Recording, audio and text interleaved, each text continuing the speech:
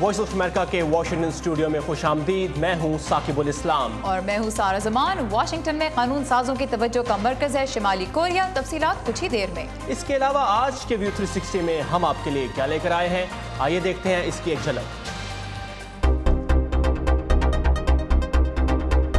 امریکی انتخابات میں روس کی مداخلت, حقائق کب سامنے آئیں گے؟ پاکستان کو پانی کی تباہ کن کمی سے بچنے کے لیے کیا کرنا ہوگا؟ پورے سال میں 145 ملین ایکڑ فٹ پانی اویلیبل ہے. اور امریکہ کے مسلمان بچوں کی کہانی سناتی آمنا's voice. The neighbor with the creepy cat still calls me Amelia after living next door for 5 years.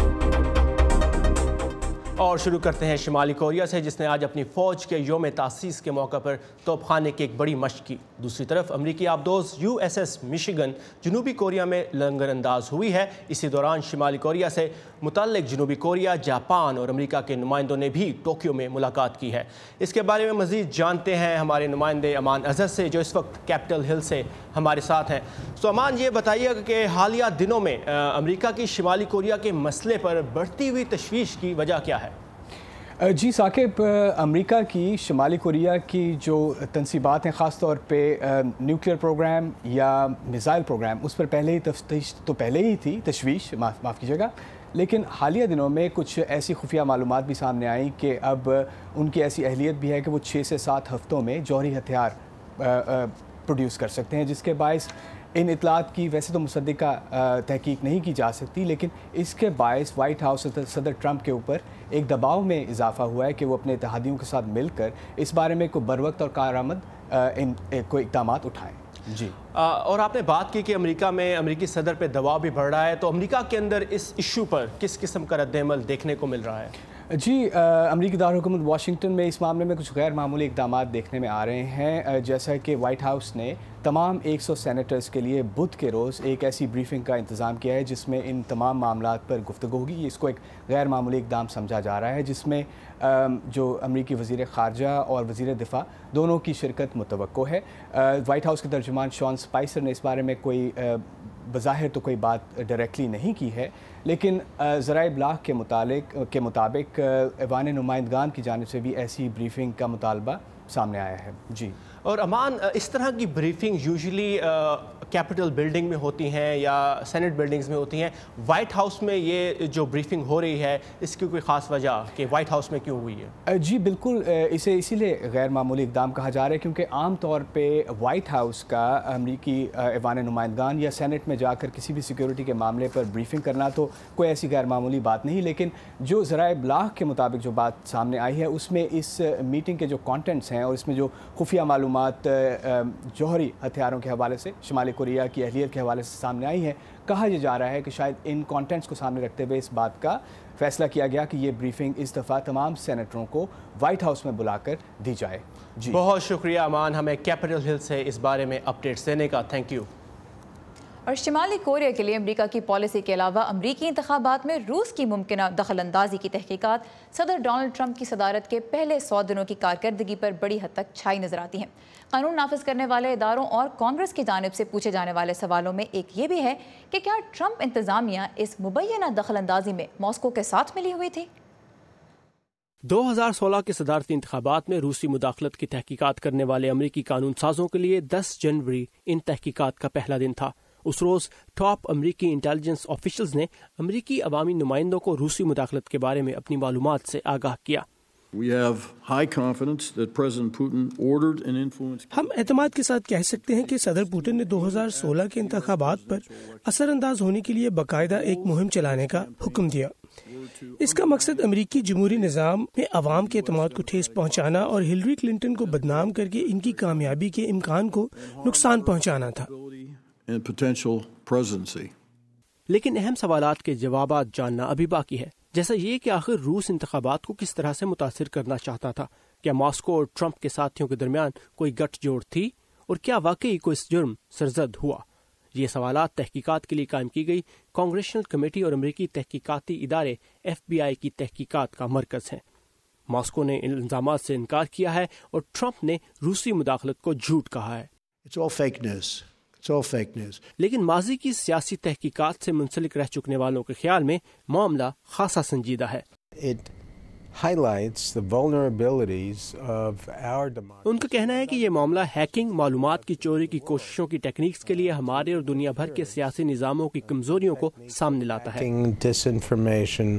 امریکی سینٹ کی انٹیلیجنس کمیٹی ان کئی پینلز میں سے ایک ہے جنہوں نے روسی مداخلت کا جائزہ لیا ہے. اس کے چیئرمین نے امریکی ایوان زیریں یا ہاؤس میں اپنے ہم منصب کے ان تحقیقات سے اپنے آپ کو الگ کر لینے کے بعد اس معاملے کی غیر جانبدار تحقیقات کا وعدہ کیا ہے.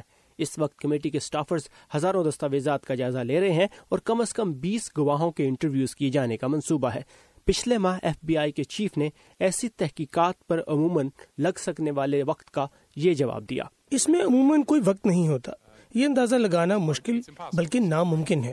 تاہم ماضی کے ایک بڑے سیاسی اسکینڈل کی تحقیقات سے منسلک رہ چکنے والے بین ونیسٹے کہتے ہیں کہ تحقیقات اگلے سال تک جاری رہ سکتی ہیں. وہ کہہ رہے ہیں کہ اس کا انحصار گواہوں کی جانب سے تعاون پر بھی ہے.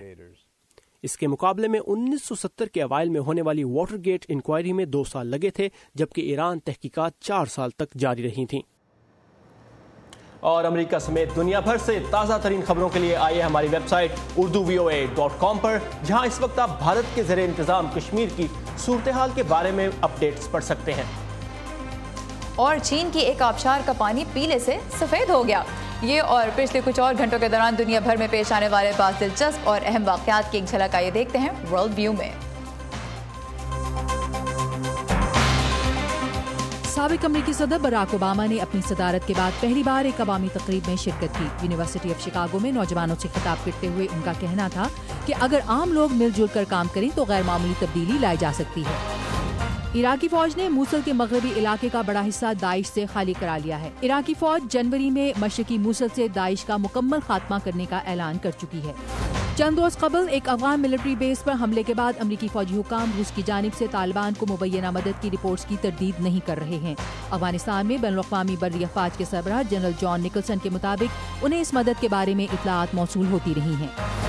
چین میں پیلے دریا کے نام سے جانے والے دریا میں گرتی ہوکو آبشار کا پانی پیلے سے شفاف رنگ کا ہو گیا، جسے دیکھنے کے لیے سیاحوں کی بڑی تعداد موجود تھی. یلو ریور چین کا دوسرا بڑا دریا ہے.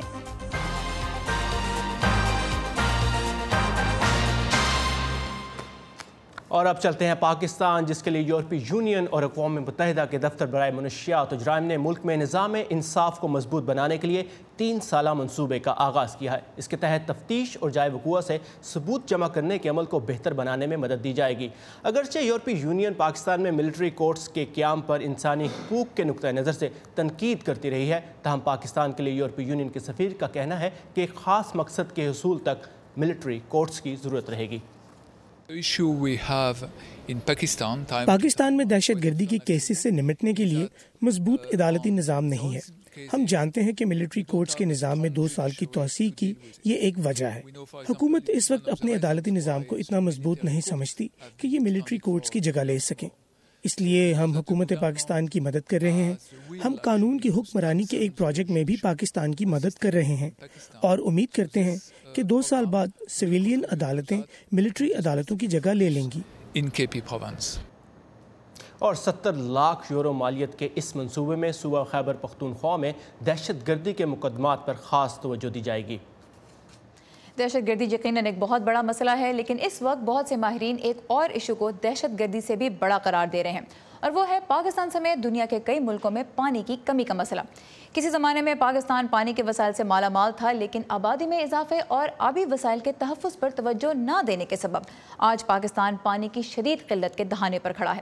حالات اس مقام تک کیسے پہنچے، آئیے دیکھتے ہیں اس رپورٹ میں.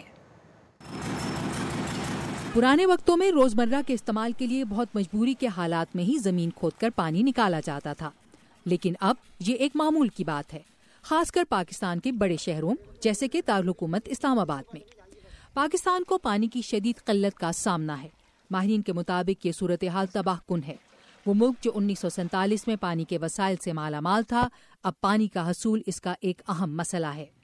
اس مسئلے کی ایک سنگین وجہ ملک کی بڑھتی ہوئی آبادی ہے، جو اب 19 کروڑ کے قریب پہنچ گئی ہے. بڑھتی ہوئی آبادی کے ساتھ غذا کی ضرورتیں بھی بڑھ گئی ہیں. पाकिस्तान में मौजूद पानी के ज़खायर का 90% से ज़्यादा हिस्सा ज़राअत में इस्तेमाल होता है। माहिरीन का ख्याल है कि पाकिस्तान में पैदा होने वाली फसलें जैसे कि गंदम, चावल और गन्ने के लिए पानी बहुत वाफर मिकदार में इस्तेमाल होता है, जो मुल्क की मईशत के लिए नुकसान का बाइस है। There is absolutely no justification in Pakistan for sugarcane. Pakistan में गन्ना उगाने की कोई ज़रूरत नहीं, क्योंकि गन्ने की फसल उगाने में हद से ज़्यादा पानी का इस्तेमाल होता है और बदले में शक्कर की जो मिकदार हमें गन्ने के 1 लीटर रस से मिलती है, इसका तनासुब दुनिया में सबसे कम है। पाकिस्तान में आपाशी का निज़ाम भी दुरुस्त नहीं। ज़राअत के लिए जो पानी फराहम किया जाता है, इसका 40% हिस्सा फसलों तक पहुँचने से पहले ही ज़ाया हो जाता है। इसके अलावा कई दिहाइयों से मुल्क में पानी की कमी पूरा करने के लिए कोई इक़दाम भी नहीं उठाए गए। पूरे साल में 145 मिलियन एकड़ फीट पानी अवेलेबल है हमारे रिवर्स में, ईस्टर्न वेस्टर्न दोनों रिवर्स मिला के। इसका 70 to 80% पानी आपके सिर्फ मानसून के 70 दिनों में आता है, जुलाई, अगस्त और 10 दिन सितंबर के। अब अगर आप उस पानी को कैरी ओवर नहीं करेंगे, बाकी जो रेस्ट ऑफ द 295 डेज है उनके लिए, आप हमेशा प्रॉब्लम में रहेंगे। पाकिस्तान में पानी महफूज करने की मौजूदा गुंजाइश पानी के ज़खायर की तह में मट्टी भरने के बायस कम हो रही है। चुनाचे किसान और दूसरे लोग अपनी पानी की ज़रूरियात को पूरा करने के लिए ज़मीन खोद कर पानी निकाल रहे हैं, जिसकी वजह से ज़मीन में पानी की सतह नीचे जा रही है, जो आगे चलकर शदीद मसाइल पैदा कर सकती है। ज़्यादातर माहिरीन, जिनमें हुकूमती इदारों में काम करने वाले भी शामिल हैं, का मानना है कि ये मसला यकीनन आगे चलकर तबाही का बायस बनेगा, लेकिन ऐसा लगता है जैसे पानी की कमी के मसले को हल करना हुकूमत की तरजीह नहीं है।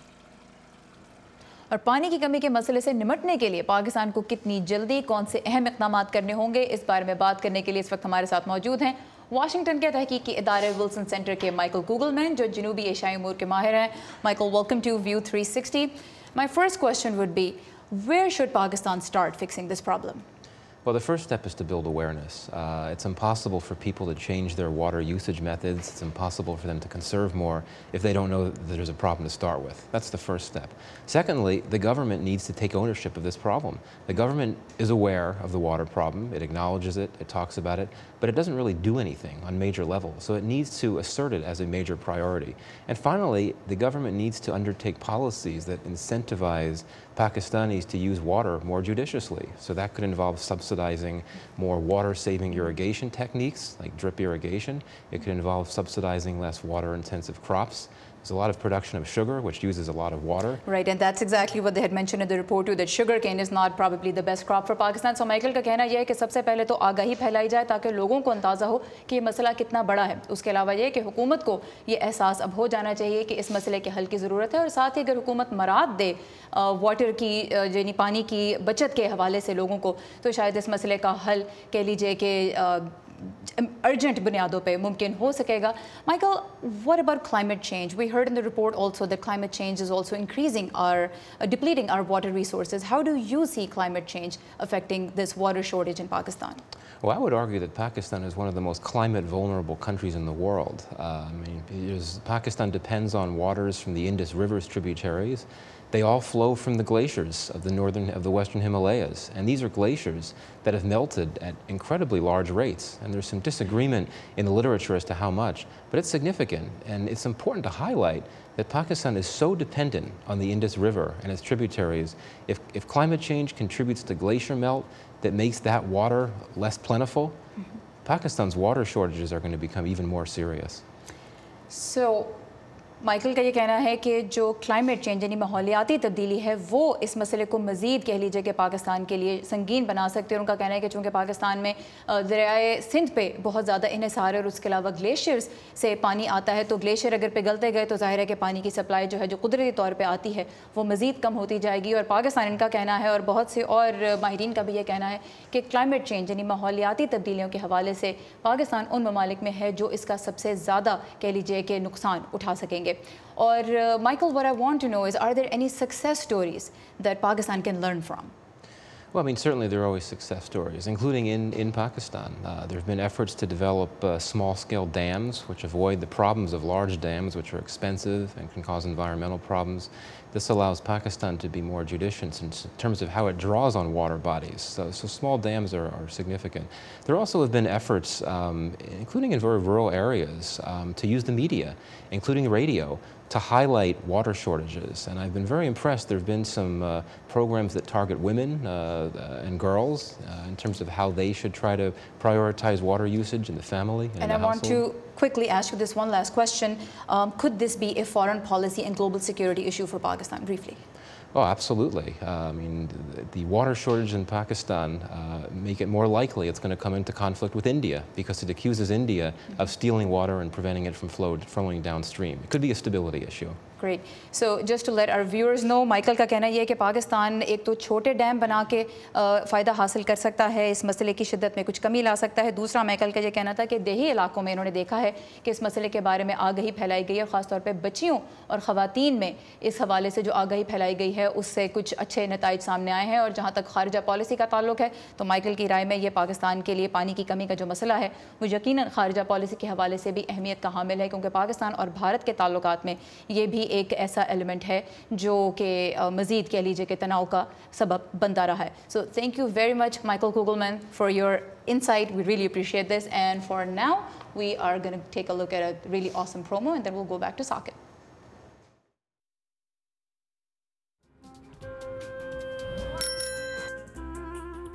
अब्बा जैसे करोड़ों लोग जहां हर रोज ईमानदारी से काम पर लगे हों, चाहे वो दफ्तर में हो या खेतों में, सड़कें हों, बॉर्डर्स, खेल का मैदान या कोई इंटरनेशनल स्टेज। जब पाकिस्तान का नाम रोशन करने वालों की कहानियां कहने के लिए हमारे पास वक्त कम पड़ जाए, जब पूरा मुल्क ही खुद को आगे ले जाने में लगा हो, तो फिर दुनिया भर में उसका परसेप्शन मुट्ठी भर लोग क्यों बनाते हैं? We are almost there, but not there yet. लगता है थोड़ी मेहनत और करनी होगी हमें भी।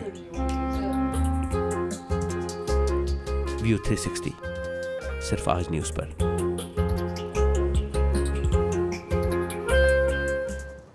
व्यू 360 हर रोज़ शाम 7:30 बजे आज न्यूज़ पर। और दुनिया भर में आज वर्ल्ड मलेरिया डे भी मनाया जा रहा है। अगरचे दुनिया के बेशतर हिस्सों में इस बीमारी पर काबू पा लिया गया है, ताहम अब भी ये जानलेवा तरीन अमराज में शुमार होता है। वर्ल्ड हेल्थ ऑर्गेनाइजेशन के ताज़ा तरीन रिपोर्ट के मुताबिक दुनिया भर में साल 2015 में 4.25 लाख से ज़ायद अफराद इस मर्ज़ के बाइस मौत के मुँह में चले गए, जबकि इस दौरान दुनिया भर में मलेरिया के 20 करोड़ से ज़्यादा केसेस सामने आए हैं, जिनमें से 90% अफ्रीका में थे। इसके अलावा जनूब मशरकी एशिया और बहरा रूम के मशरक़ में आबाद इलाकों में ये मर्ज़ सबसे ज़्यादा नज़र आया। इनमें पाकिस्तान भी शामिल है, जहाँ मलेरिया के 15 लाख केसेस रिपोर्ट हुए हैं। WHO के मुताबिक मलेरिया के ख़ात्मे में सबसे बड़ी रुकावट है एंटी मलेरिया और मच्छर मार अद्वियात के ख़िलाफ़ जरासीम और मच्छरों की बढ़ती हुई मुदाफ़त। इसके लिए आइंदा 2 साल के दौरान अफ्रीकी ममालिक कीनिया, घाना और मलावी में नई वैक्सीन्स का तजर्बा भी शुरू किया जा रहा है। और अब वक्त हुआ है हमारे एजुकेशन सेगमेंट का, जो लेकर आती हैं हमारी साथी नीलोफर मुग़ल, जो इस वक्त हमारे साथ हैं स्टूडियो में। नीलोफर, क्या लेकर आई हैं आज आप? जी, आज मैं एजुकेशन सेगमेंट में लेकर आई हूँ एक किताब जो बच्चों और ख़ास तौर पर तालिब इल्मों को सिखाती है जो आजकल बहुत से बड़ों को भी सीखने की ज़रूरत है, और वो है मिलजुल कर रहना। अमेरिका में पिछले तकरीबन 1.5 साल के दौरान नस्ल परस्ती की बुनियाद पर होने वाले हमलों में यहाँ की अक़लियती कम्युनिटीज़ की तशवीश में इजाफा कर दिया है। ऐसे में एक पाकिस्तानी अमेरिकन मुसन्निफ़ा हिना खान का नावल शाया हुआ है, जो कहानी है अमेरिका में परवान चढ़ने वाली एक मुसलमान बच्ची की। आइए देखते हैं। Don't forget to do your homework, Sister Naima shouts as class ends and everyone rushes out. अमरीकी रियासत मैरीलैंड की एक लाइब्रेरी में पाकिस्तानी अमरीकी मुसन्निफ़ा हिना खान अपने नावल आमिना's वॉइस से कुछ हिस्से पढ़कर सुना रही हैं। The neighbor with the creepy cat still calls me Amelia after living next door for 5 years. आमिना's voice 6ठी जमात की एक तालबा की कहानी है जो रियासत विस्कॉन्सिन के शहर मिल्वाकी में रहती है। ये नावल 10 साल से 12 साल की उम्र के बच्चों के लिए है। नावल का किरदार आमना एक पाकिस्तानी अमरीकी है। इसे ऐसे चैलेंजेस का सामना है जो हिना को भी इस उम्र में पेश आए, बल्कि शायद हर तारिके वतन कम्युनिटी से ताल्लुक़ रखने वाले बच्चों को पेश आते हैं, जैसे खुद से मुख्तलिफ सकाफती और मजहबी पस मंज़र रखने वाले तलबा के साथ तालीम हासिल करना और स्कूल में अपनी जगह बनाना। Anybody from any background or culture could could understand. And اس کتاب کو کوئی بھی تارک وطن اپنے کلچر یا بیک گراؤنڈ سے جوڑ سکتا ہے اور اسے سمجھ سکتا ہے یا خود کو اس میں دیکھ سکتا ہے۔ اس کے ساتھ ساتھ آمنہ ایک امریکی مسلمان ہے۔ اس کی کہانی آپ کو اس کی کمیونٹی میں لے کر جاتی ہے۔ اس کے دوست مختلف پس منظر رکھنے والے ہیں۔ اس کتاب میں پاکستانی ثقافت اور روایات کی باتیں بھی ہیں۔ قارئین کو اس ناول میں صرف اپنا آپ ہی نہیں بلکہ آج کے امریکہ کا سیاسی اور سماجی ماحول بھی نظر آتا ہے۔ ہنا کا کہنا ہے کہ آج کے ماحول میں طالب علموں کو ایک مخلوط معاشرے میں ایک ساتھ رہنے کی بنیادی تعلیم دینا وقت کی ایک اہم ضرورت ہے۔ I think it's a very challenging time overall. ایک امریکی مسلمان کی حیثیت سے یہ چیلنج سے بھرپور وقت ہے۔ جب بہت سے منفی بیانات اور تکلیف دہ واقعات سامنے آ رہے ہیں، یہ بہت افسوسناک ہے۔ جب آپ اس کتاب کے ذریعے بچوں کو آمنہ جیسے کردار سے متعارف کرائیں گے تو وہ اسے جانیں گے اور ایک دوست کی نظر سے دیکھیں گے۔ امید ہے کہ اس سے مسلمانوں کے بارے میں منفی نظریات دور کرنے میں مدد ملے گی۔ ہنا خان کا اپنا بچپن بھی آمنہ سے کچھ زیادہ مختلف نہیں تھا۔ ان کے والدین 50 کی دہائی میں امریکی ریاست میری لینڈ میں آباد ہوئے۔ As a child, I never saw myself. مجھے اس طرح کی کہانیاں لکھنے کا خیال اس لیے بھی آیا کیونکہ میں نے بچوں کے لیے ایسی کوئی کتاب نہیں دیکھی تھی جس میں میں خود کو دیکھ سکتی یا خود سے جوڑ سکتی، جس میں کوئی پاکستانی یا مسلمان کردار ہوتا۔ اس لیے میں نے یہ ضروری سمجھا کہ میں بچوں کے لیے ایسی کتابیں لکھوں جس میں وہ خود کو دیکھ سکیں یا اسے خود سے جوڑ سکیں۔ مصنفہ ہنا خان کا کہنا ہے کہ لائبریرینز اور ایجوکیٹرز ان کی اس کتاب کو مسلمانوں کے بارے میں جاننے اور ان کے بارے میں غلط فہمیوں کو دور کرنے کے ایک ذریعے کے طور پر استعمال کرنا چاہتے ہیں۔ اس کے علاوہ وہ اپنی اس کتاب کو اسکولوں میں بھی لے کر جانا چاہتی ہیں تاکہ کلاس روم میں اس پر تبادلہ خیال ہو سکے۔ اور آمنہ کی زبان سے ہنا خان جو کہنا چاہ رہی ہیں اسے بچے تو ضرور سمجھ رہے ہیں۔ میں محسوس کرتی ہوں کہ یہ میری ہی کہانی ہے۔ میرے لیے انتظار کرنا مشکل ہے کہ یہ جانوں کہ آگے کیا ہوا۔ ہنا نے اس سے پہلے بھی بچوں کے لیے کتابیں لکھی ہیں اور کتابوں کی ایک نئی سیریز زید سلیم پر بھی کام کر رہی ہیں۔ وہ امید کرتی ہیں کہ اس سے تارکین وطن اور خاص طور سے مسلمانوں کے متعلق لوگوں کی رائے میں مثبت تبدیلی آئے گی۔ اور ہنا خان کی کتابیں نائٹ آف دی مون اور اس رمضان کیورس جارج اور مسلم بک آف کلرز انٹرنیٹ کے علاوہ پاکستان کے بڑے بڑے بک سٹورز پر بھی دستیاب ہے۔ بہت شکریہ نیلوفر، یہ تھا اس ہفتے کا ایجوکیشن سیگمنٹ۔ ویسے ثاقب اب میں ایک بہت ہی ڈفرینٹ کچھ سائی فائی قسم کے ٹاپک کی طرف جانے لگی ہوں۔ ہمارے دماغ میں کیا چل رہا ہوتا ہے اس کا اندازہ ہمارے گھر والے تو ہماری شکل دیکھ کے لگا لیتے ہیں، لیکن یہ بتائیں کیا آپ چاہیں گے کہ دنیا میں کہیں بھی کوئی بھی آپ کا دماغ پڑھ لے؟ مجھے تو لگتا ہے کہ آپ آلریڈی میرا دماغ پڑ چکی تھی کیونکہ آپ نے میری ٹائی کے کلر کا سوٹ پہنا ہے، لیکن اس سے زیادہ آئی ڈونٹ تھنک ہم اس سے زیادہ افورڈ کر سکتے ہیں۔ کیلیفورنیا کی ایک کمپنی کاسپ نینو ٹیکنالوجیز ہمارے دماغوں کو انٹرنیٹ کے ذریعے ایک دوسرے سے کنیکٹ کرنے پر کام کر رہی ہے۔ کمپنی کا کہنا ہے کہ چوہوں میں تو اس کا کامیاب تجربہ ہو چکا ہے، تو اب باری ہے انسانوں کی۔ لیکن وہی بات ہے کہ سوچنے والی بات یہ ہے کہ ہماری سوچیں بھی اگر کوئی پڑھنے لگ گیا تو کہیں ہمارا دماغ تو نہیں کنٹرول کرنے لگ جائے گا، وہ سائی فائی قسم کی مائنڈ کنٹرول موویز ریالٹی بن جائیں گی۔ بالکل، اور جیسے ٹیلی پیتھی اور ٹیلی کائنیٹک چیزیں یہ 1980s اور 70s میں امریکہ میں بہت زیادہ ان پر موویز بھی آتی رہی ہیں، اور اب لگتا ہے کہ یہ حقیقت کی طرف آ رہی ہے، حقیقت بننے لگی ہے، کچھ اسکیری بھی ہے۔ آئی نو اٹ از ڈیفینیٹلی اسکیری۔ اور اسٹاک ہوم میں سویڈن میں نے ابھی حال ہی میں دیکھا کہ لوگ چپ انسرٹ کرا رہے ہیں اپنی کلائی میں، جو کہ ان کو کہہ لے کہ پرائیویٹ ایکسیس دیتی ہے ان کی بلڈنگ میں، ان کی ڈفرینٹ جو اپلائنسز ہیں ان میں، بٹ آئی ڈونٹ تھنک کہ میں اتنا زیادہ کنیکٹڈ رہنا چاہوں گی۔ مجھے نہیں لگتا کہ اتنا ہونا چاہیے، لیکن یہ تھا آج کا ویو 360۔ آپ کی فیڈ بیک کا ہمیں رہے گا انتظار۔ بالکل، اور یہ فیڈ بیک آپ ہمارے ساتھ شیئر کر سکتے ہیں facebook.com/VOA اردو کے پیج پر، وہاں آئیے اور ہمیں بتائیے کہ آپ اس شو میں کیا دیکھنا چاہتے ہیں۔ کل اسی جگہ اسی وقت آپ سے پھر ملیں گے، تب تک کے لیے خدا حافظ۔